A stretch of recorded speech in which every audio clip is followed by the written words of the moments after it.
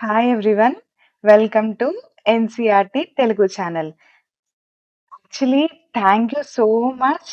ఇప్పటి వరకు ఎవరైతే నా ఛానల్‌ని సబ్స్క్రైబ్ చేసుకున్నారో ఎన్‌సీఈఆర్‌టీ తెలుగు ఛానల్‌ని థ్యాంక్ యూ సో మచ్. నిజంగా నేనైతే ఇంత రెస్పాన్స్ నేను ఎక్స్‌పెక్ట్ చేయలేదు. చాలామందైతే కామెంట్స్ పెట్టారు. చాలా చెప్పారు అని. Thank you. Thank you so much for the valuable comments you have given. మీకోసం మీరడిగారు కాబట్టే మళ్ళీ నేను స్టార్ట్ చేశాను. సో, హియర్ చాప్టర్ 1, 2, 3 ఫినిష్ చేసేసాము. క్లాస్ 6వి. So, now we are going to the chapter 4. Chapter 4 is timeline and sources of history. Okay. Timeline.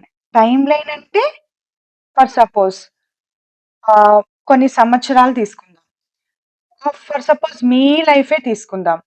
మీ లైఫ్‌లో చిన్నప్పటి నుంచి ఇప్పటి వరకు, ఆ టైం నుంచి ఈ టైం వరకు ఏమేమి సంఘటనలు జరిగాయో ఒక లైన్ మీద మార్క్ చేసేదాన్నే టైమ్ లైన్ అంటారు. అంటే గతంలో చాలా యుద్ధాలు జరిగేవి. చాలా రాజులు ఒకళ్ళ తర్వాత ఒకళ్ళు జయించేవాళ్ళు. ఒక రాజు తర్వాత ఇంకొక రాజు, ఇంకొక రాజు తర్వాత ఇంకొక రాజు ఇలా అప్పటి కాలం నుంచి ఇండిపెండెన్స్ వరకు ఫర్ సపోజ్ అనుకున్నామనుకో, ఒక లైన్‌లో ఒక ఈవెంట్ తర్వాత ఒక ఈవెంట్‌ని మార్క్ చేయాలి అనేదే ఈ టైమ్ లైన్ అనేది. ఓకే. సో, ఏ దేంట్లో అయినా మనం ఈ టైమ్ లైన్ అనేది చేయొచ్చు. అంటే మన లైఫ్‌లో లేదా హిస్టరీలో, సైన్స్‌లో ఒకటి తర్వాత ఒకటి ఈవెంట్ టైమ్‌లో ఏమేం జరిగినాయి అనేదే ఈ టైమ్ లైన్. ఓకేనా? So, next and sources of history. History అంటే ఏంటి? గతం, చరిత్ర. కరెక్టేనా? చరిత్ర. ఈ చరిత్రలో మనకి ఇలా జరిగింది ఈ చరిత్ర అని మనం ఎలా తెలుసుకున్నాం? చాలా రకాల సోర్సెస్ అంటే కాయిన్స్ కానీ, ఇన్‌స్క్రిప్షన్స్ కానీ అదొక సోర్స్. ఆ సోర్సే మనకి ఓహో! చరిత్ర ఇలా జరిగిందా అనేది మనకి తెలియపరిచిందనమాట. అంటే ఒక బుక్ లేదా ఎవరైనా ఇండియా వచ్చి విజిట్ చేసి వాళ్ళొక బుక్ రాసేవాళ్ళు. దాంట్లో నుంచి ఇండియా ఇలా ఉంది అని మనం చదువుకున్నాం తర్వాత కదా! సో, ఇవన్నీ కూడా సోర్సెసే అన్నమాట. అలాగే సముద్రగుప్తుడు కాయిన్స్ అని, తర్వాత అశోకుడి ఇన్‌స్క్రిప్షన్స్ అని, పిల్లర్స్ మీద రాసిన శాసనాలు ఇవన్నీ కూడా మనకి హిస్టరీలో, చరిత్రలో ఇలా జరిగింది అనేది మనకి సోర్సెస్ అన్నమాట. ఆధారాలు. ఆధారాలు లేకపోతే మనకి ఇలా జరిగిందని ఎలా తెలుస్తుంది? అది. సో, ఈ చాప్టర్ 4 అనేది మెయిన్ కాన్సెప్ట్ ఏంటంటే time line and sources of history. Okay. మనకి చాప్టర్ హెడ్డింగ్ అయితే అర్థమైందనే అనుకుంటున్నాను. So, let's go into the chapter. Okay. History is an unending dialogue. Unending dialogue అంటే ఏంటది? ఎండింగే లేదు దానికి. అన్‌ఎండింగ్ డైలాగ్ సంభాషణ. అసలు దానికి ఎండింగే లేని సంభాషణంట. దేనికి దేనికి మధ్యలో జరిగిన సంభాషణ? కాన్వర్సేషన్ అంటే ఇద్దరికి మధ్య జరగాలి కదా!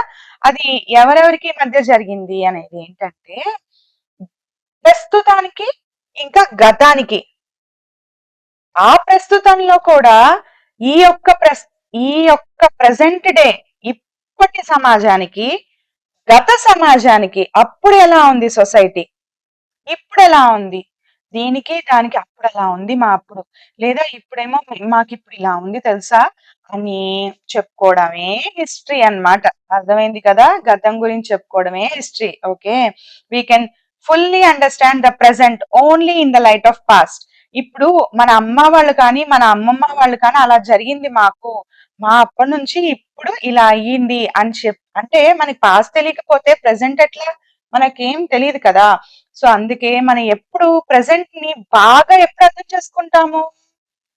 Past. In the light of past. గతం యొక్క వెలుగులోనే మనం ఈ ప్రెజెంట్‌ని అర్థం చేసుకోగలుగుతాము. ఓకేనా? ఇక్కడ 3 బిగ్ క్వెషన్స్ ఉన్నాయి. ఏంటో చూద్దాం. ఓకే. ఫస్ట్ క్వెషన్ వచ్చేసరికి how do we measure historical time? అంటే మనం ఆల్రెడీ గతం జరిగిపోయింది కదా! అది మనం ఎట్లా అరే! అప్పుడు జరిగింది. కొన్ని వందల సంవత్సరాలు, వేల సంవత్సరాలని మనకి ఎట్లా తెలుస్తుంది? మనం ఎలా మెజర్ చేస్తున్నామో అది మనం తెలుసుకోవాలి ఇప్పుడు. ఓకేనా? Second question, how can various sources help us understand history? చాలా రకాల సోర్సెస్ ఉన్నాయి, ఆధారాలున్నాయి మన చరిత్రను తెలుసుకోవడానికి అని చెప్పాను కదా! అవి మనకి ఎలా హెల్ప్ చేస్తాయి మన చరిత్ర తెలుసుకోవడానికి అనేది కూడా తెలుసుకుందాం. ఓకేనా? నెక్స్ట్ వచ్చేసరికి how did early humans live? మనకన్నా క్రితం ఉన్నారు కదా! మన అమ్మ వాళ్ళ, అమ్మమ్మ వాళ్ళ, ముత్తమ్మమ్మ వాళ్ళ ఇంకా, ఇంకా చాలా వందల సంవత్సరాల క్రితం కూడా ఫస్ట్ హ్యూమన్స్ అనేవాళ్ళు పుట్టారు గదా! అసలు పుట్టడం దగ్గర నుంచి ఎలా పుట్టారు? వాళ్ళు ఎట్లా వచ్చారు? హ్యూమన్స్ ఎన్ని సంవత్సరాల క్రితం వచ్చారు? ఎలా జీవించారు? అనేది కూడా ఈ చాప్టర్‌లోనే తెలుసుకుందాము. ఓకేనా? Next how do we learn about our past? మన గతం గురించి మనం ఎలా తెలుసుకుంటాం? చూద్దాం. Think about it. ఆలోచించండి. What is the earliest memory you can recollect? మీ యొక్క లైఫ్‌లో మీరే క్లాసిక్స్ కదా! మీరే చిన్నపిల్లలు. సో, మీ లైఫ్‌లో నీకు గుర్తుండే ఏదైనా ఒక మెమరీ ఉందా? నా చిన్నప్పుడు నీ చిన్నప్పుడు ఇలా జరిగింది. అంటే ఫస్ట్ క్లాస్‌లో ఇలా జరిగింది. నువ్వేమైనా గుర్తు తెచ్చుకోగలుగుతున్నావా? Do you remember how old you were at that time? అరే! నాకప్పుడు నా బర్త్‌డే జరిగింది. చాలా జరిగింది. ఫర్ సపోజ్ అది నువ్వు ఎన్ని ఇయర్స్ అప్పుడు జరిగింది? ఏ టైమ్ అప్పుడు జరిగింది? నువ్వు గుర్తు తెచ్చుకుంటున్నావా? ఓకే. నీకు గుర్తుందా? So, those memories together are part of our past. So, ఆ మెమరీస్ అన్నీ కలిపితే నీ పాస్టే. అంతేనా? నీకు అర్థమవుతుందా పాస్ట్ అంటే ఏంటి? నీ లైఫ్‌లో నీ ఫర్ సపోజ్ ఇప్పుడు నీకు 12 ఇయర్స్. 12 ఇయర్స్‌కి, 5 ఇయర్స్‌కి నీ లైఫ్‌లో ఏం జరిగింది అనేదే నీ పాస్ట్. ఓకే. లాస్ట్ ఇయర్ ఏం జరిగింది అనేది కూడా నీ పాస్టే. నిన్నేం జరిగింది కూడా నీ పాస్టే. సో, ఆ మెమరీస్ అన్నీ ఎలాగా నువ్వు రీకలెక్ట్ చేసుకుంటున్నావు, అవన్నీ part of your past. Okay. How do you think understanding the past will help us understand the present world? నేను ఇందాక చెప్పాను కదా! పాస్ట్ గురించి తెలుసుకుంటే మనం ప్రెజెంట్ గురించి తెలుసుకోగలుగుతామని. అది ఎలా? ఎలా అర్థమవుతుంది మనం పాస్ట్ గురించి అర్థం చేసుకున్నాం. ఓకే. అది మనకి ప్రెజెంట్ ఎట్లా అర్థమవుతుంది? ఈ ప్రపంచం ఇట్లా ఎలా మారింది అనేది మనం ఎలా అర్థం చేసుకోగలుగుతాము? ఓకే. చూద్దాం. హిస్టరీ. హిస్టరీ అంటే ఏంటి? ఇప్పటి వరకు నేను చెప్పాను గదా! Study of human past.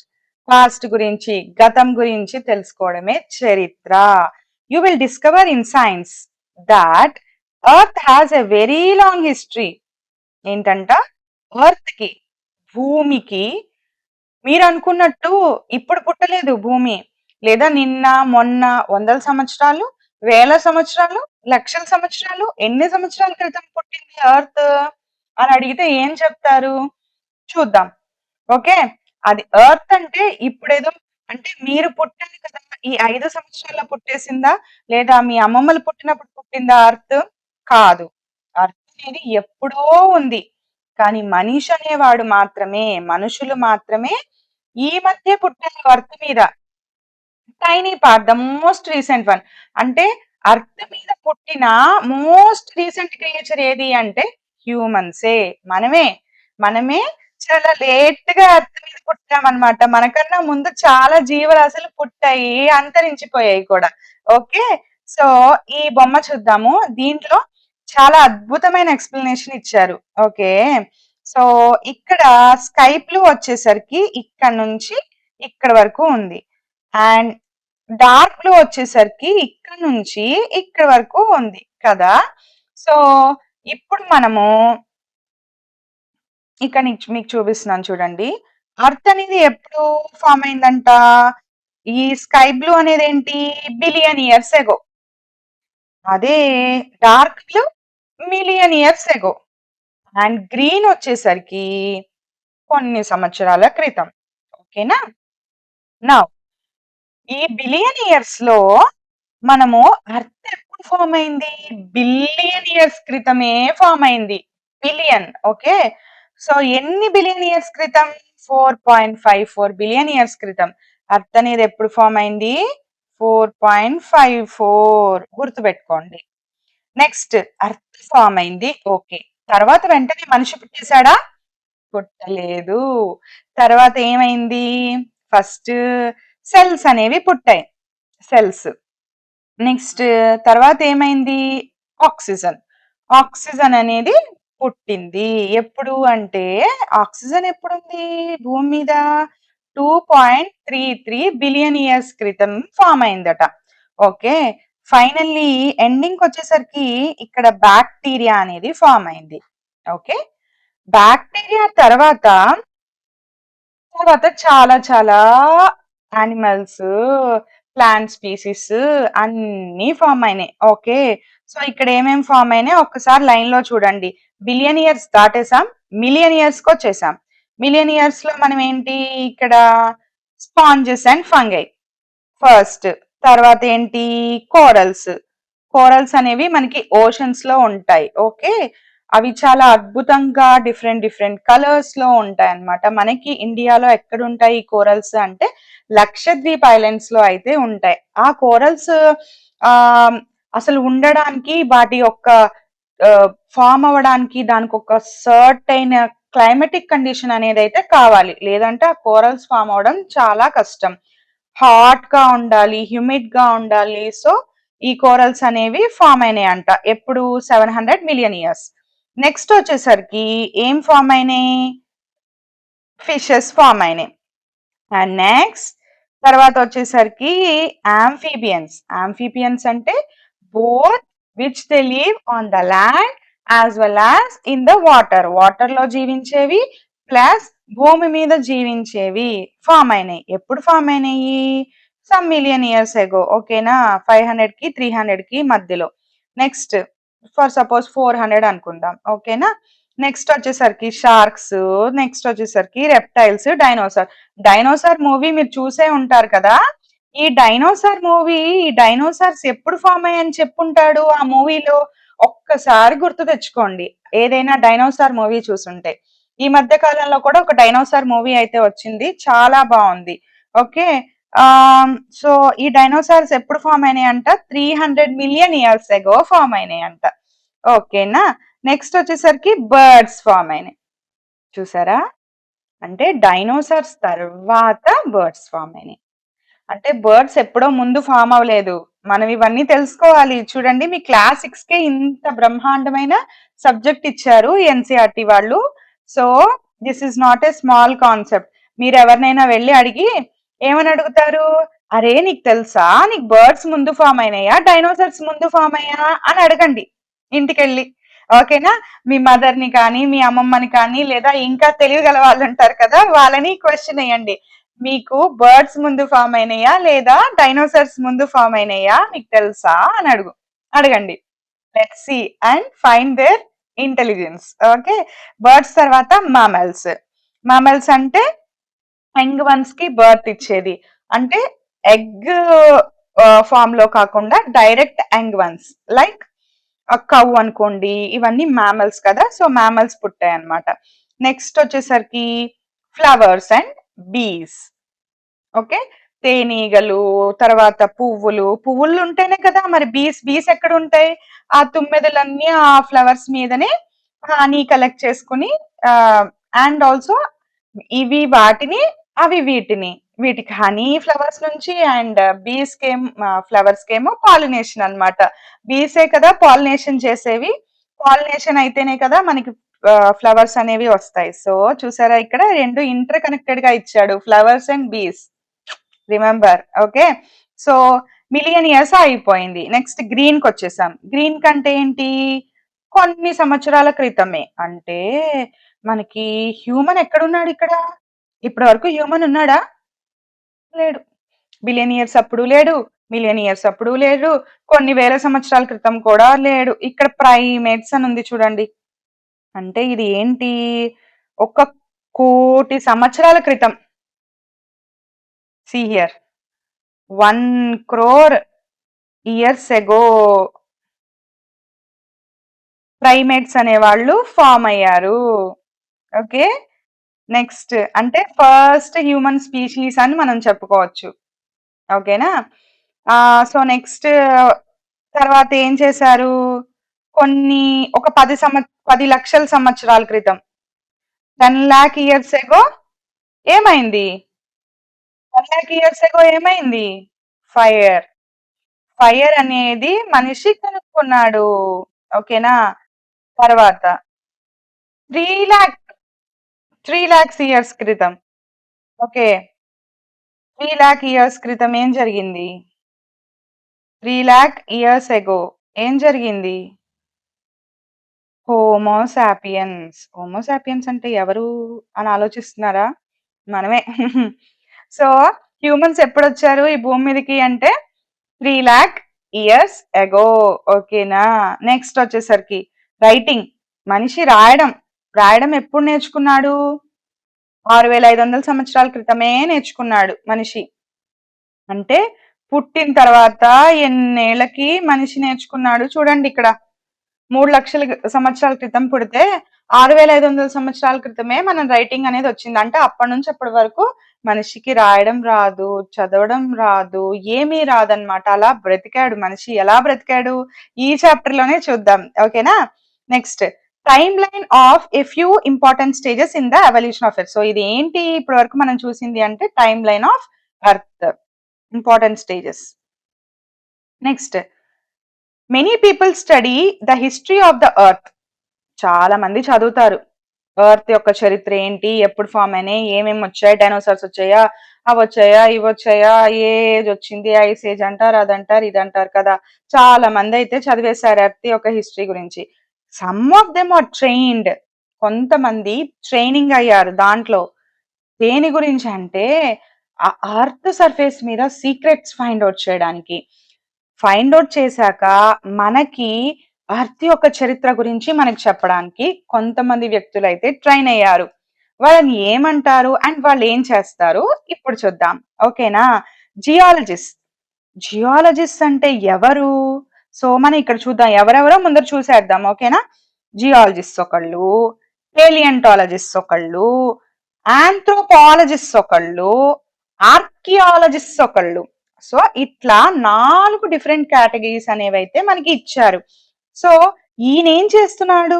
తర్వాత ఇతను ఏం చేస్తున్నాడు? ఇక్కడ ఈ అమ్మాయి వీళ్ళతో ఏం మాట్లాడుతోంది? తర్వాత ఈయన ఇక్కడ ఏదో చేస్తున్నాడు కింద కూర్చుని. అవి ఏంటవి?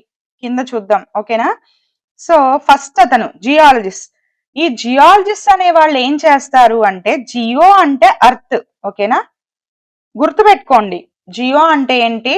అర్త్. ఆలజిస్ట్ అంటే వాటి ఎర్త్ గురించి చదివే వాళ్ళే జియాలజిస్ట్. ఓకే.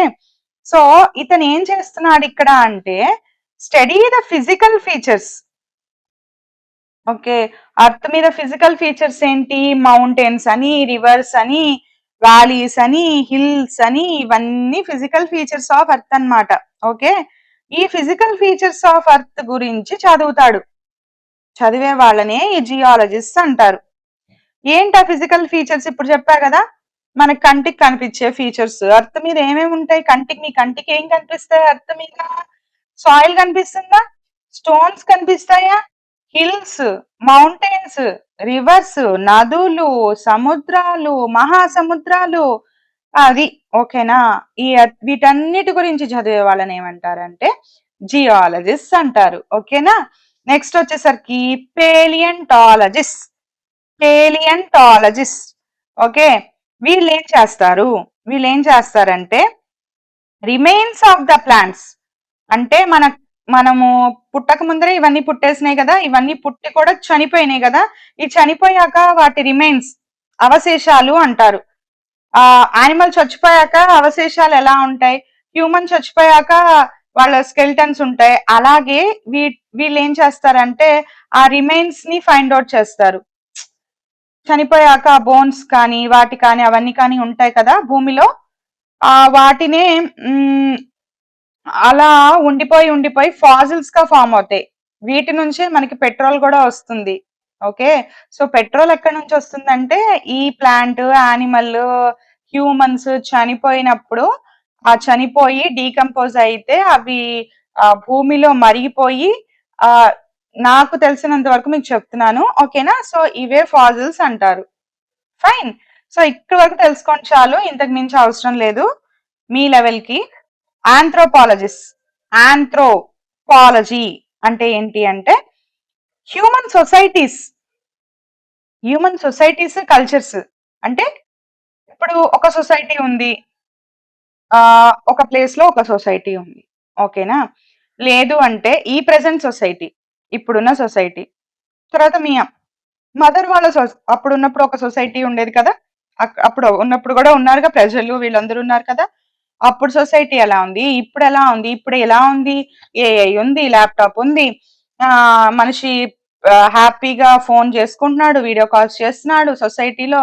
ఇలా ఉందన్నమాట. ఇప్పుడు కల్చర్ ఏంటి, ఇప్పుడు కల్చర్ హ్యాపీగా ఆ సిటీస్ లో చూస్తే పబ్స్ కి వెళ్తున్నారు. తర్వాత సో కల్చర్ అనేది డిఫరెంట్ గా ఉంది కదా. విలేజెస్ లో ఎలా ఉంది కల్చర్, సో డిఫరెంట్ గా ఉంటుంది. సో ప్రతి ఒక్క సొసైటీలో విలేజ్ అనుకోండి, ఆ విలేజ్ లో ఆ సొసైటీ ఎలా ఉంది, ఆ కల్చర్ ఎలా ఉంది, సిటీలో ఎలా ఉంది, మెట్రోలో ఎలా ఉంది, ప్రతి ఒక్క సొసైటీ గురించి తెలుసుకునేవాడే anthropologist. Okay, next archaeologist.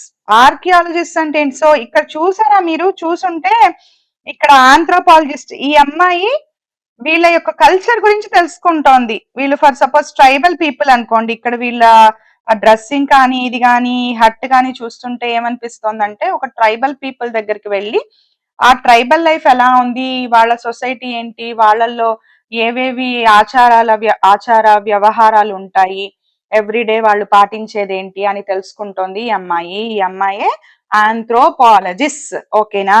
Next final గా ఇతను ఏం చేస్తున్నాడో చూద్దాం. ఆర్కియాలజిస్ట్. ఓకే, ఈ ఆర్కియాలజిస్ట్ ఏం చేస్తారు? Study the past by digging up the remains. ఇందాక ఏం చెప్పాను, రిమైన్స్ గురించి చదివే వాళ్ళని ఒకటి అని అన్నాం, వాళ్ళని ఏమన్నా ప్యాలెంటాలజిస్ట్ అన్నాం. ఇక్కడ ఏం చేస్తారంటే డిగ్ చేస్తారు, ఎర్త్ ని లోపల వరకు డిగ్ చేస్తూ వెళ్తూ ఉంటారు.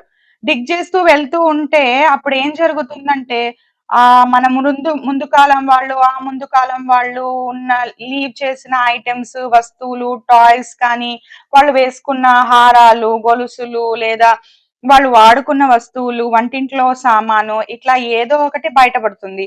అది ఆధారంగా చేసుకొని వీళ్ళు ఆ పాస్ట్, ఓహో అప్పుడు ఫర్ సపోజ్ ఏదో బయటపడింది, ఇండస్ వ్యాలీ ఒక సివిలైజేషన్ అని, ఫస్ట్ సివిలైజేషన్ కదా ఇండియాలో.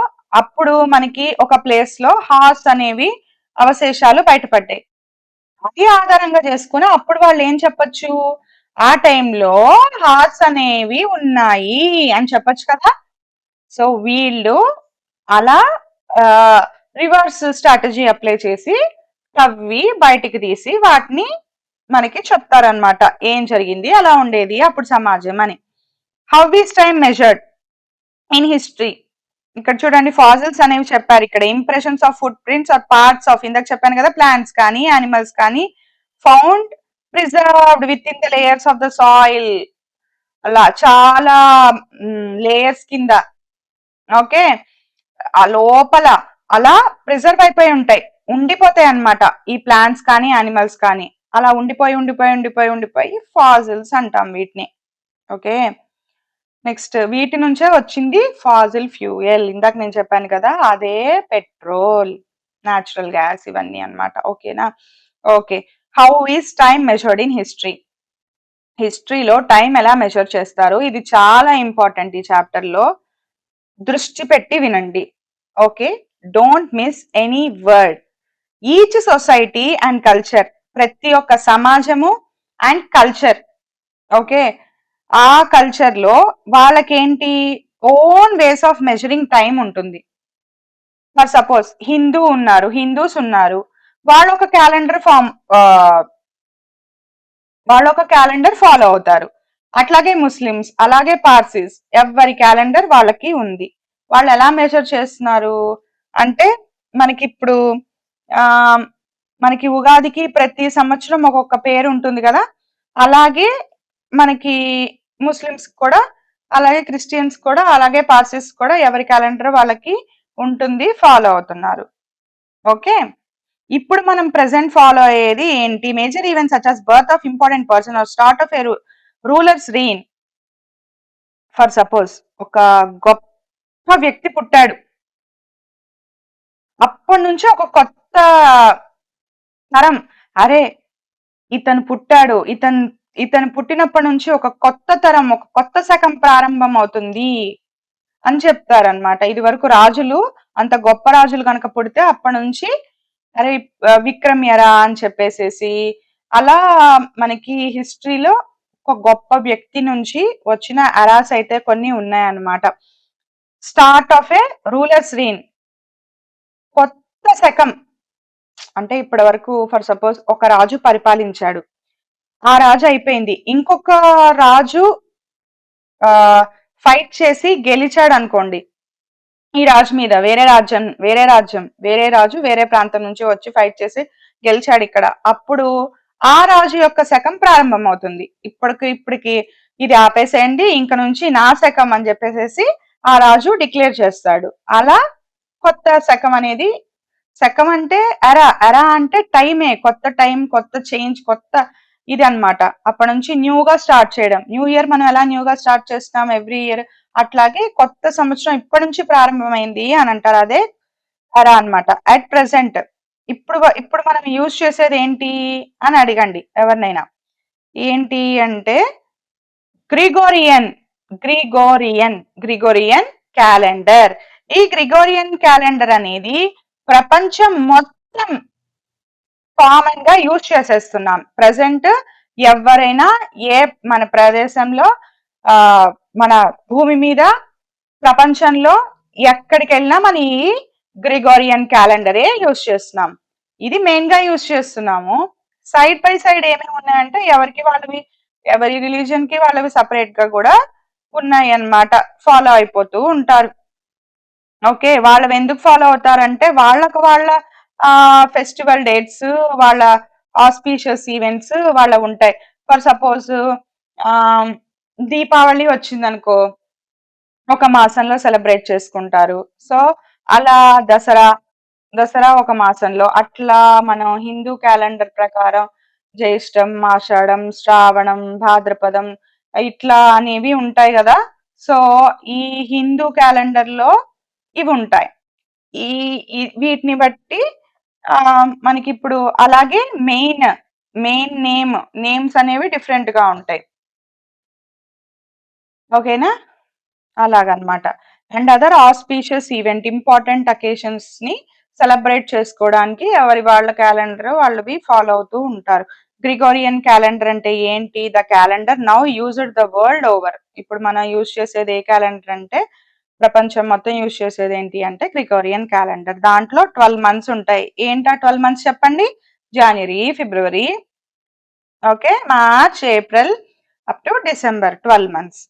ఎన్ని డేస్ ఉంటాయి గ్రిగోరియన్ క్యాలెండర్ లో అంటే 365 డేస్ ఉంటాయి. And a leap year every 4 years, ప్రతి 4 సంవత్సరాలకి ఒక్క రోజు అయితే యాడ్ అవుతుంది కదా. హవెవర్ కానీ సెంచురీ ఇయర్స్ ఉంటాయి. సెంచురీ ఇయర్స్ అంటే ఏంటి? 1800, 1900, 2 సున్నాలు వచ్చినాయి కదా, వాటిని సెంచురీ ఇయర్స్ అంటారు. 2 సున్నాలు వచ్చినాయి కదా, ఓకే, వీటిని సెంచురీ ఇయర్స్ అంటారు. ఇవి లీప్ ఇయర్స్ అవుతాయి. ఎప్పుడు అవుతాయి లీప్ ఇయర్స్ అంటే మల్టిపుల్స్ ఆఫ్ 400 అయితే. ఫర్ సపోజ్ 2000 ఉంది, ఇది లీప్ ఇయరా కాదా అని అడిగితే, లీప్ ఇయరా కాదా అని అడిగితే ఎలా చెప్తారు? ఇక్కడ మల్టిపుల్ ఆఫ్ 400 కాదా ఇది? అవును. సో 2000 అనేది లీప్ ఇయరే, అలా చెప్పాలి. ఫర్ సపోజ్ 1900 ఉంది, ఇది లీప్ ఇయరా? 4 తో మల్టిప్లై అవుతుందా అది? అవ్వదు. 4 మల్టిపుల్ అది కాదు, అందుకని ఇది లీప్ ఇయర్ కాదు. ఓకే, అలా అన్నమాట. So only 2000 is the leap year. Auspicious అంటే చాలా అరుదైన, అంటే అదొక అదృష్టమైన అనుకోండి, అది మనకి లక్ తెస్తుంది. అంత మంచి రోజు, అరే ఇవాళ చాలా మంచి రోజు అంటారు కదా, ఆ మంచి రోజు అనేదే ఆస్పీషియస్ డే. అంటే మనం ఇప్పుడు దీపావళి సెలబ్రేట్ చేసుకుంటాం, చాలా ఆస్పీషియస్ డే. లేదు అంటే మనకి అక్షయ తృతీయ అంటారు. Auspicious day.